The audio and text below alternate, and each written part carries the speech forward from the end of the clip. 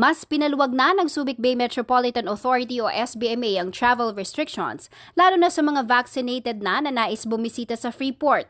Ito'y matapos isailalim sa Alert Level 2 ang lugar ayon sa mga opisyal. Sa isang advisory nitong Miyerkules, sinabi ng SBMA na pinapayagan na ang intrazonal at interzonal travelers na bisitahin ang Freeport anumang edad.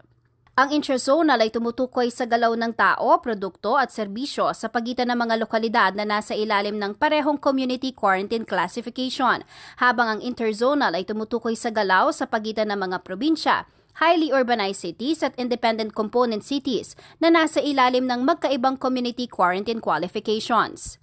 Ngunit sinabi ng SBMA na mga bibisita na manggagaling sa mas mataas na quarantine qualification at alert level ay dapat fully vaccinated na. Sakop nito ang mga nasa 65 years old pataas, may comorbidities at sa mga buntis. Hindi na raw required ang RT-PCR o antigen test sa mga turista maliban sa iilang establishmento. Pinapayagan na rin ang dine-in services sa loob ng Freeport sa 50% capacity at 70% para sa outdoor venue capacity.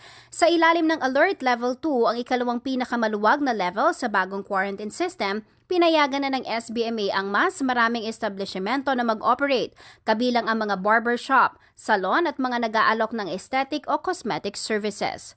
Jennifer Salenga, CLTV News.